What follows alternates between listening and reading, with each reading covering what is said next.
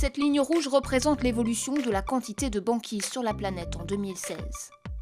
Pour la première fois depuis que des mesures systématiques sont menées, l'étendue totale de banquise décroche. Elle ne s'est pas reconstituée entre fin août et fin novembre, contrairement aux années précédentes. Pour expliquer cette chute brutale, il faut comprendre les caractéristiques locales de chacun des pôles. En Antarctique, jusqu'à présent, la banquise se maintenait à un niveau stable, voire s'étendait en dépit du réchauffement. Derrière ce paradoxe, plusieurs phénomènes. Les vents se sont intensifiés, ce qui favorise le gel. Autre possibilité, la présence accrue de l'eau de fonte des glaciers terrestres. Une eau moins salée gèle plus facilement.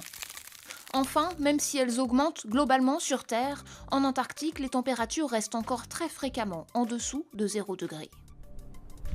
Au pôle Nord, en revanche, l'Arctique, la surface de la banquise se réduit comme une peau de chagrin depuis des décennies.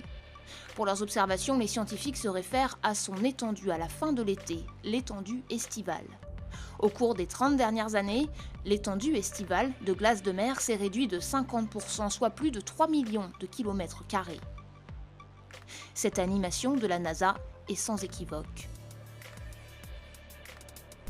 En 2007, un rapport du groupe d'experts intergouvernemental sur l'évolution du climat prévoyait qu'il n'y ait plus de banquise en été en 2080, si les émissions de gaz à effet de serre se poursuivent au rythme actuel. En 2013, le GIEC avançait de 2 à 3 décennies cette estimation. Mais si rien ne change, l'étendue estivale de l'océan Arctique pourrait bien être réduite à néant bien plus tôt encore. Surtout si les records de chaleur de l'année 2016 se reproduisent. Il a fait chaud, beaucoup trop chaud. En novembre, les températures journalières de l'air en Arctique ont excédé de 15 à 20 degrés, la moyenne des 5 décennies précédentes. En Antarctique, les températures ont été de 2 à 4 degrés supérieures à la moyenne. À cela se sont ajoutés des vents trop violents qui ont dispersé la glace. Comme en Arctique, la banquise antarctique n'est donc pas parvenue à se reconstituer normalement en cette fin d'année. Résultat, en novembre 2016, l'étendue globale des glaces de mer n'a jamais été aussi basse à cette période.